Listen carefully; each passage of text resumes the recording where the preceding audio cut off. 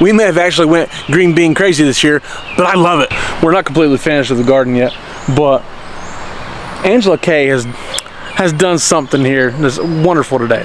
While I was at work today, Angela Kay finished building these teepees right here. We got 1, 2, 3, 4, 5, and 6. So she got 5 right here that she finished putting up today, and then she planted them, and she put up the 6th one down here and planted it, which is wonderful. We got more to come still, by the way.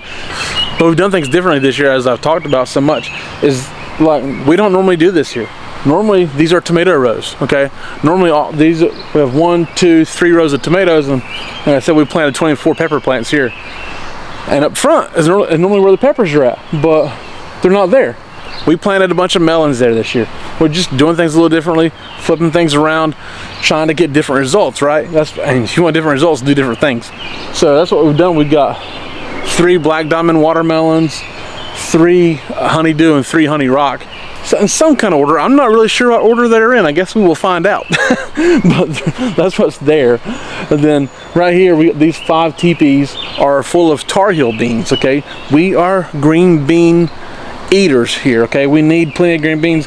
I gotta be honest with you, I think if we could harvest 60 quarts of green beans, that might be enough. We love green beans, okay? So we got 5 teepees full of Tar Heel beans right here. And then this final one down there has got North Carolina long greasy Tar Heel green beans on it. Okay, and I think we're going to put some more of those in down here at the bottom. But now this trellis that goes all the way down, it's about a 50-foot trellis, I think. That's normally got some form of green beans on it. Normally like a half runner or something like that. This year we may have planted them a smidge late, but we'll see because it's not that hot this year. This year we put a full row of super sugar snacks or snap peas, whatever they call it. Snap peas, how about that? Sugar snap peas is what we got right here, full line of them. That sounds like a lot, don't it? I mean, it does. It sounds like a lot, but I think if we could harvest them all, or at least a good amount, keep the rabbits out of here. That's the key. We gotta keep the rabbits out, which we will do. We will talk about that later. Not in this video though. Okay, but that's gonna be a good line. You think it's kind of, oh my gosh, that's a lot of green things. Well, yeah, green things are good for you, right? One thing that we've always done here is, I mean, we can't grow all of our own food here. It's just not possible.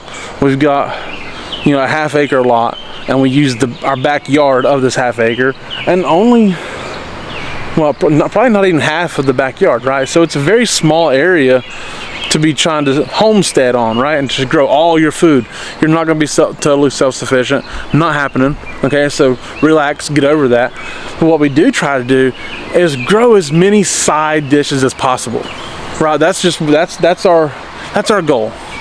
Is like, it would be nice if every time we cook, we've got something on the plate, something on the table that we grew. That's not always going to happen. Okay, like if I make cheeseburgers on the grill, we didn't raise that meat. We didn't. I guess we could theoretically make the hamburger buns, but we didn't grow it. We didn't the cheese on them. We didn't do anything like that. So like, that's not feasible in those manners. So like, if we cook a full meal, a 3-course meal that Angela Kay makes or whatever, then like, it's nice to have something on the plate that we grew, if possible. So that's our goal.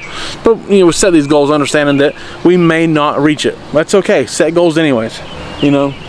But we feel like we're coming closer to being able to attain that goal if we can get green beans and sugar snap peas. Because snap peas, there's some ways to use them that's helpful. That put them in stir fries. You can just saute them in general as a side. Get them in fresh in salads, whatever it might be. Like, there's ways to do it. And so if you get that, you may be a little step closer to being able to do so just in your small space. One thing that we didn't really do differently this year, but we did kind of do a little something different, was that we went and put cucumbers on these 2 trellises down here. Just a couple of short trellises, 6-7 feet, probably about 7 feet long on each one. We normally do Chicago pickling cucumbers. If you're not aware, which we found this out this past winter, because we couldn't find Chicago pickling seeds. Okay, Chicago pickling cucumbers is our favorite cucumber. Seems to work the best. We like it. Best flavor, best overall cucumber for us. We couldn't find them. We had trouble finding them for the last couple of years. Apparently, there's this thing, the National Picklers Association or whatever, maybe they've changed the name of Chicago pickling cucumbers to National Pickling Cucumber. Apparently that's the one that the National Pickling Association wants to use or wants to approve for pickles.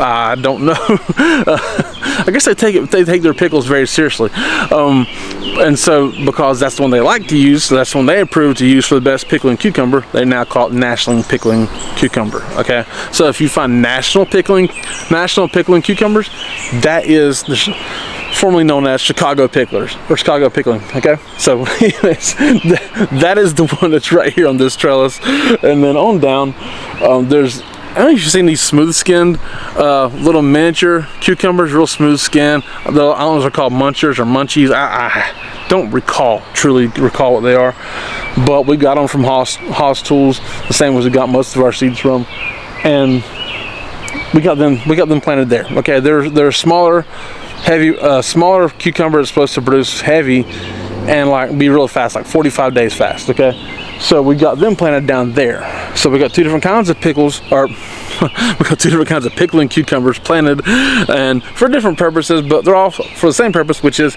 eating. And like honestly, just me and Angela, and I'm not really a big pickle eater. She makes great pickles. Actually, she makes a pickle that I will eat. We just don't eat a whole. We just don't eat a whole lot of pickles. So what we don't eat, I have a feeling that the chickens will fill in nicely eating them. And honestly, you can share with your coworkers or family members or neighbors or the homeless person down the road, right? Those are some great examples of things we've done differently this year. And truthfully, we're not done doing things differently. There's still plenty to plant. We haven't finished yet. It's okay, we're not stressing out over it. But we do need to get our tomatoes planted. It's really important. The tomatoes need to get in the ground.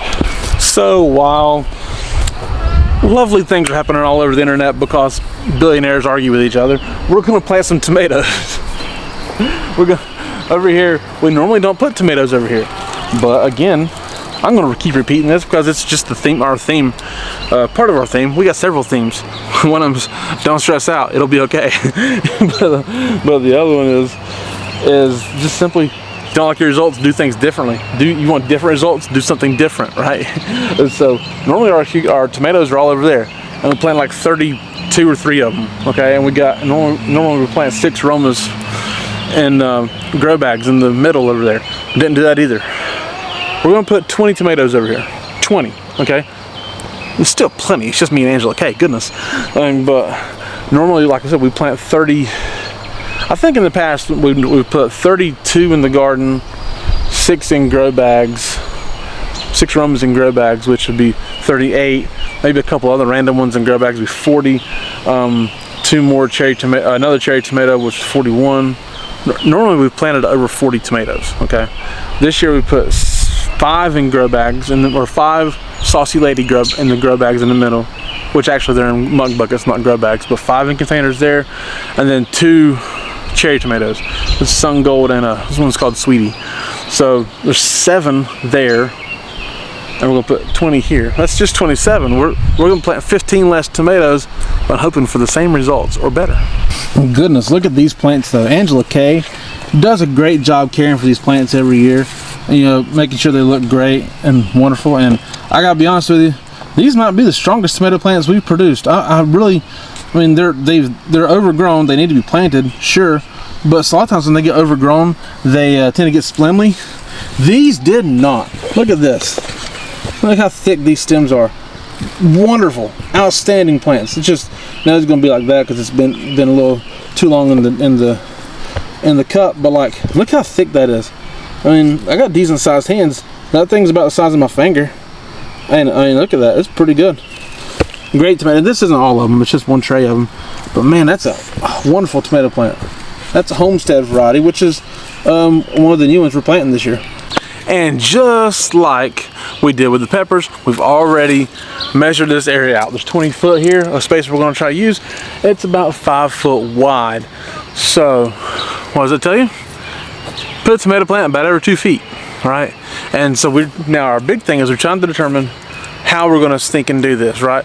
Or we're gonna put them up against this fence, up against this way, and walk down the middle. We're gonna put them a little closer together in the middle, so we walk around the outside.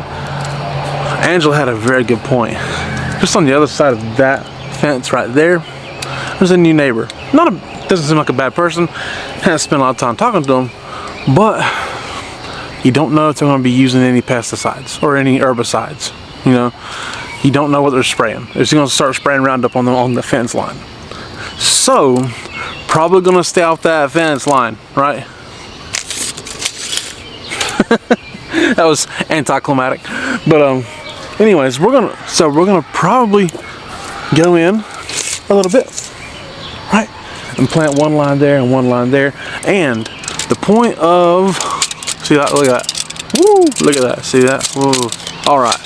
So the point of doing these plants over here is get them out of that spot. There's been too much disease over there, so we're trying to make sure our plants don't get diseased too much. So in order to do so, we're going to put heirloom hybrid the whole way down, whole way this way. That way the hybrids should break up any pattern of disease, if there's any pattern of disease at all, because this soil's never had tomatoes in it. So there should not be any disease in this soil, as there probably is over there. So I'm gonna try and make sure there's no disease in this soil, and make sure that no disease can spread if it happens to arrive, right? And so now, rather than show you all the tomato planting we're doing, I should tell you, we're starting off with 2 Cherokee purples, and we'll show you everything when we're done. And here we go. I veered a little bit, I think, from my original point on this fence line, but it's all right. But they look great. It looks beautiful. Tomato plants that Angela grew from seed, by the way. Great job by her to baby over them, falling all over them, and just make sure you got good, strong plants. That's what we did. And boy, 20 plants in just a few minutes. We got them done though. We did a combination. I didn't tell you what plants we were planting. We did a combination of some old heirlooms and a couple of new hybrids that we got from Haas Tools. So we planted like a couple of Cherokee purples, a few yellow Germans, a couple of German Johnsons, and 4 homestead tomatoes is what they're called. I think Angela told me it was a semi-determinate or a determinate heirloom, but a great one for producing canning tomatoes and whatnot. And then a couple hybrids were Ruby Dawn, which we planted last year. We got from Haas Tools, and the Haasinator. Everybody loves all the Haasinator series stuff, so we just went with a lot of Haasinator seeds just to see production and see what we can do with them. But there we have it, 20 beautiful tomato plants in the ground. And now it's time to go let the chickens out. So thank you guys so much for watching. Do appreciate it. My name is Jason. This is Art of Creation Homestead. We love y'all. God bless you. Goodbye.